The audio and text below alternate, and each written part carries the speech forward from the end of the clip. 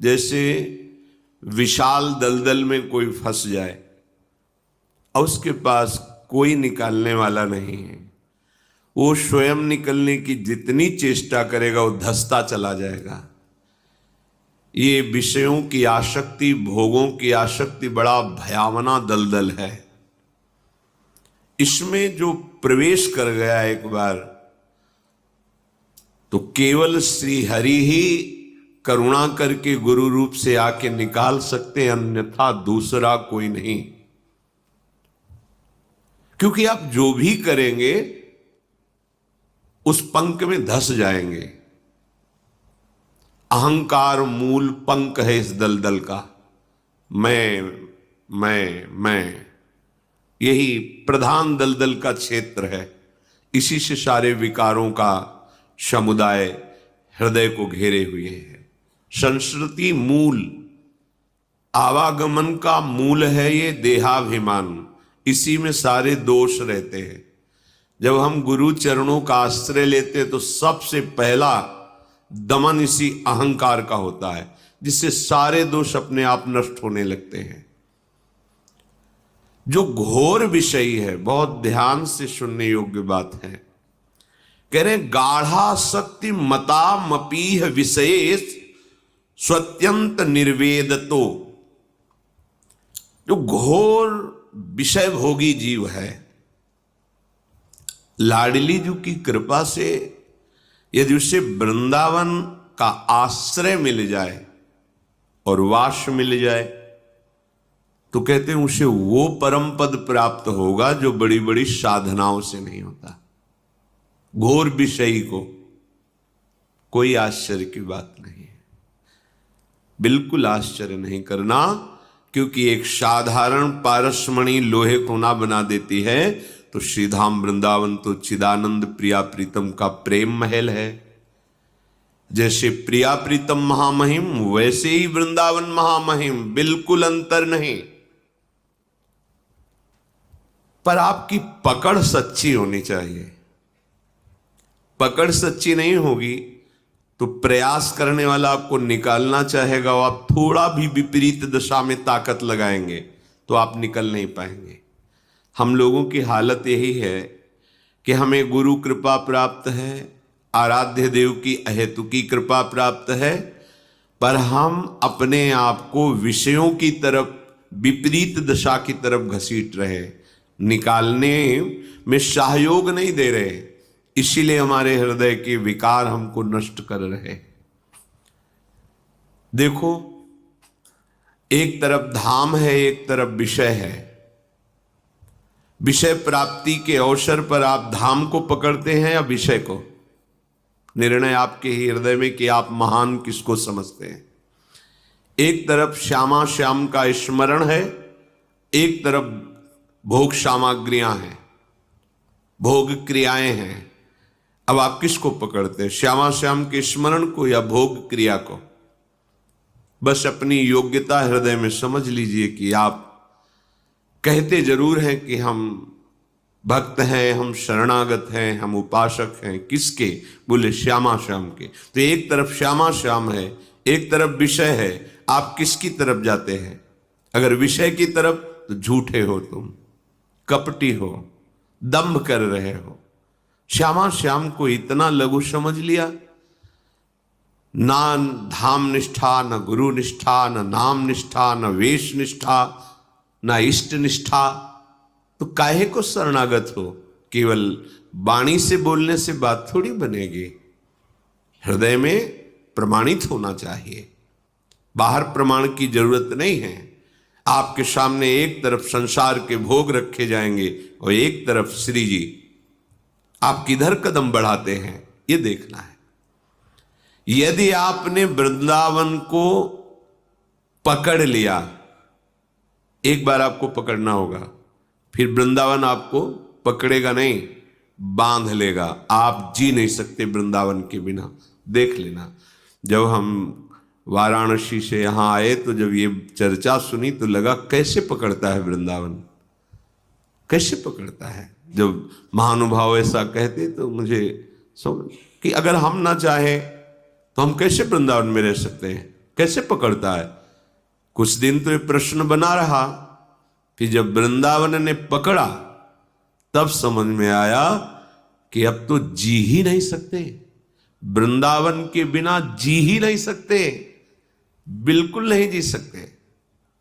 तब लगा कि हां, ऐसे वृंदावन पकड़ता है। घोर विषयी को, गाढ़ आसक्त भोगों में आपको चिंता नहीं करनी।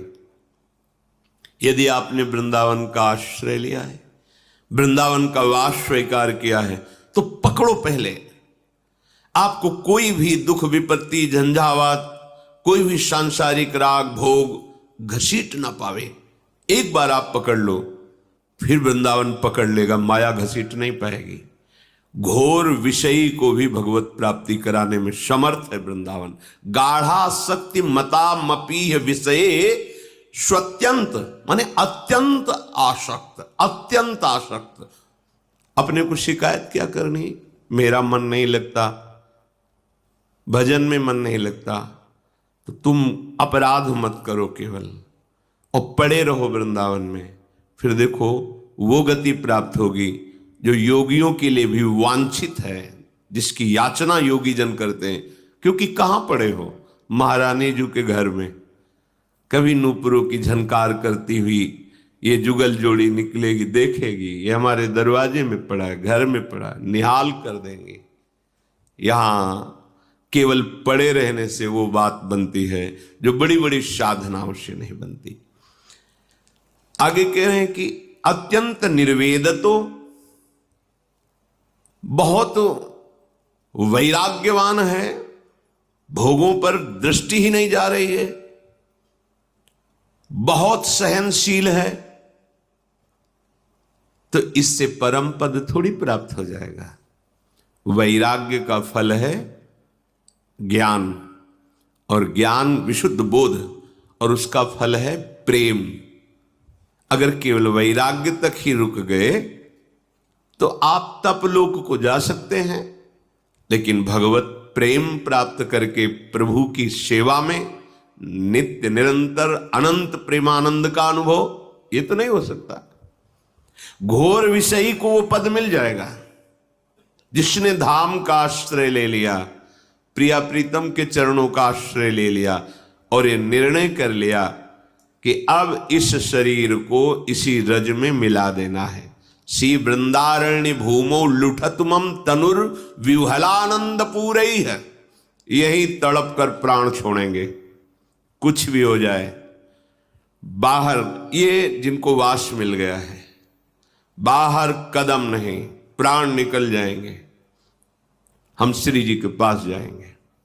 जो बाहर हैं वो वृंदावन का ऐसे आश्रय लें जैसे छुट्टी मिलने पर वो नौकरी करने वाला व्यक्ति कहीं भी हो भाग के घर आता है।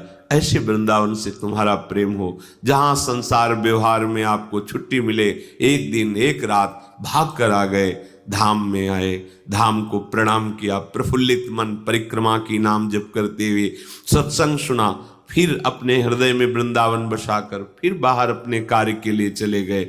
जब कभी लाडली जी कृपा करेंगी तो वास हो जाएगा, अगर नहीं भी होगा तो आश्रय से वही फल प्राप्त होगा जो वास से प्राप्त होता है। पर पक्का आश्रय, पक्का आश्रय, पक्का आश्रय। 4 दिन की छुट्टी हुई, चलो ना अमुक तीर्थ चलते हैं, नहीं अब हमारे पास तो एक ही रास्ता रह गया है, केवल वृंदावन। भाग भाग के वो वृंदावन देख रहा है, वो माँ है, वृंदाटवी माँ है, वो देख रहे, ये हम पे आश्रित है। बस वृंदावन के युगल चंद श्यामा श्याम का प्रेम निश्चित आपके हृदय में स्फुरित हो जाएगा। जीते जी अगर आपको अनुभव नहीं हुआ तो शरीर छूटने के बाद जो जहां का होता है वहीं पहुंचा दिया जाता है। आप वृंदावन के हैं, श्यामा श्याम के आश्रित हैं, आपको धाम में ही लाया जाएगा, अन्यत्र नहीं। बहुत वैराग्य है, बहुत सहनशीलता है, पर धाम से, नाम से, रूप से, लीला से वंचित हृदय है तो खास कोई बात नहीं हुई। बहुत योग का ज्ञान है आपको, बहुत अष्टांग योग की पद्धति से आप चल रहे हैं, लेकिन प्रभु के नाम में प्रीति नहीं, प्रभु के धाम में प्रीति नहीं। गोस्वामी जी कहते जोग कुजोग और ज्ञान अज्ञानु जहाँ नहीं राम प्रेम पर धानु। अगर प्रेम प्रकाशित नहीं हुआ तो जोग ही जोग क्या, वो ज्ञान अज्ञान ही है, वो जोग कुजोग ही है।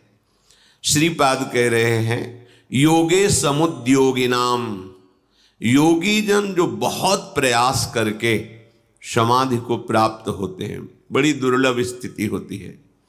संप्रज्ञात समाधि, असंप्रज्ञात विचक्षणा समाधि, संकल्प युक्त समाधि और संकल्प रहित समाधि। लेकिन इन समाधियों से करोड़ों गुना बढ़ करके प्रेम समाधि होती है। सेवा परायण चलता फिरता दिखाई दे रहा है, पर हृदय की स्थिति निरंतर प्रेम विकल होकर अपने आराध्य देव, ये समाधि अत्यंत दुर्लभ समाधि। जो योगी जन बड़ा उद्योग करके अपने चित्तवृत्ति का निरोध करके समाधि को प्राप्त होते हैं, उससे कई गुना बढ़कर महासुख भरी समाधि ये वृंदावन प्रदान करता है। जैसे कोई फिसल जाए ऐसी दशा होती है, अचानक कोई शब्द, कोई चिंतन, कोई बाहरी क्रिया एकदम पूरे अंतःकरण को फिसला करके एकदम प्रेम में डुबो दिया।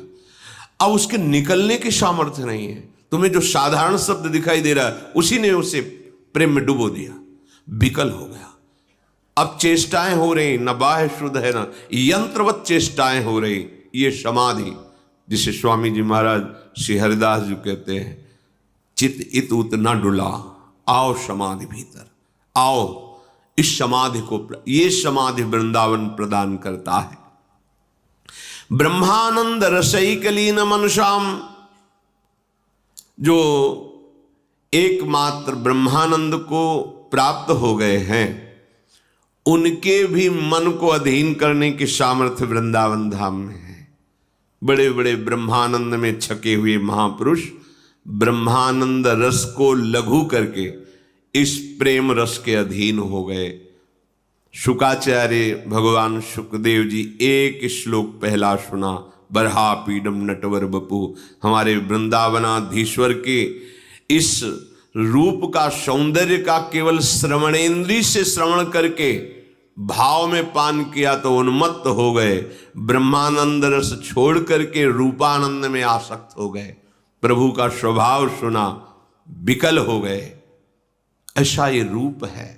महारानी जी का रूप सौंदर्य और महारानी जी के समीप विराजमान श्री लालजू का रूप लावण्य, अद्भुत अद्भुत। तो ब्रह्मानंद को प्राप्त, यद्यपि बहुत कठिन है ब्रह्मानंद, कोई साधारण नहीं है। ज्ञान क पंथ कृपान की धारा, परत खगेश लगे नहीं बारा। जो निर्विघ्न पंथ निर्वाही, सो कैवल्य परम पद लाई। लेकिन वो ब्रह्मानंद फीका हो जाता है जब वृंदावन अपना आनंद प्रकाशित करता है। तो ब्रह्मानंद रसैकलीन मनसाम, और कोई गोविंद पादाम्बुज, श्री कृष्ण के दास्य भाव से युक्त है। पर जब वृंदावन कृपा करता है तो माधुर्य